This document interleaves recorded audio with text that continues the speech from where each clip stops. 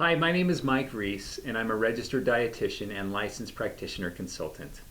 In this video, we are talking about timing your macronutrients to your circadian rhythm for optimal neurotransmitter health.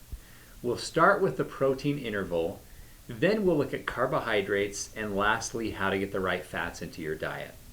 When we're talking about the protein interval, we're looking at three important amino acids that we will focus on for neurotransmitter health: tryptophan, tyrosine, and phenylalanine. These are the building blocks of serotonin and dopamine, respectively. Many people get confused about how to get an optimal dose of tryptophan in their diets. Well, it's not as complicated as you might think. First off, any complete protein that you eat can be used by the body to get tryptophan and tyrosine. But we suggest making it easier on the body and getting a meal high in tryptophan once per day, and 2 snacks that are high in tyrosine. For example, the tryptophan is preferably used at dinner time, and the tyrosine at both lunch and afternoon time. Good sources of tryptophan include organic or grass-fed sources of beef, nuts, seeds, tofu, cheese, red meat, chicken, fish, oats, beans, lentils, eggs, and of course turkey. Tyrosine and phenylalanine should be taken away from any branched-chain amino acid supplement, and this is because of the competition of the branched-chain amino acids for uptake by the protein channels on the cell wall. For the tyrosine snacks, we suggest trying foods such as organic ricotta cheese, non-GMO edamame, mustard greens, grass-fed beef, and lamb, wild-caught fish, free-range chicken or duck, nuts and seeds, eggs, fermented dairy products such as yogurt and kefir, fava beans, and occasionally dark chocolate. We recommend 25 milligrams per kilogram of body weight, or 11 milligrams per pound of body weight when it comes to phenylalanine and tyrosine at 2 times per day. When we look at the carbohydrate interval, getting a good organic source of carbohydrates is critical in the long-term success of this diet.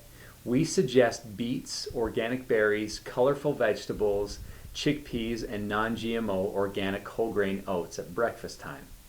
The key is getting it once immediately upon waking, once within 2 hours of lunch, and once just before bedtime. These 30-gram snacks need to be taken away from other meals. The morning interval is the most important, followed by the evening, and then the midday. The carbohydrate intake totals 90 grams of carbohydrates per day if you do all 3 intervals. We will cover an alternative approach for the ketogenic adaptation to this diet in a later video. Remember that you are getting 90 grams maximum in the 3 doses of 30 grams of carbohydrates. Once you understand your circadian rhythm and get to know the time of day that you are most typically stressed, then you can plan and get the snack 15 to 20 minutes before the times of heightened stress, up to 3 times per day. The brilliant thing about this diet is that you get many healthy fats during the protein interval. Healthy fats such as omega-3 fatty acids, medium-chain triglycerides, and phosphatidylserine are essential to brain health overall. But we want to reiterate the importance of adding phosphatidylserine from sources such as white beans, sunflower seeds, edamame, and wild-caught fish, and also adding medium-chain triglycerides from virgin organic coconut oil, and also plain yogurt or yogurt sweetened with stevia. Now it's important to understand the role of carbohydrates and proteins and the reason we limit carbohydrate intake to 30 grams 3 times per day. The ability of neurons to couple neuronal signaling properties to food consumption is a link in the feedback mechanism that normally keeps carbohydrate and protein intakes more or less constant.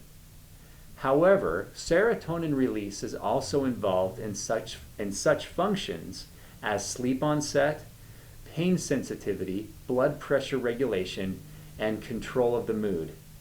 Hence, many patients learn to overeat carbohydrates, particularly snack foods like potato chips or pastries, which are rich in carbohydrates and fats, to make themselves feel better.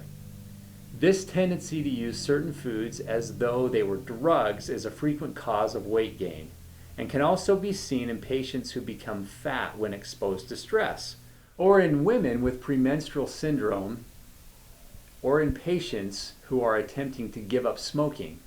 Nicotine, for example, like dietary carbohydrates, increases brain serotonin secretion. Nicotine withdrawal has the opposite effect. If your patients have fallen into this trap, then you won't want to miss the next video where we will talk about the keto adapted version of this diet for those wanting to shed a few extra pounds without the stress.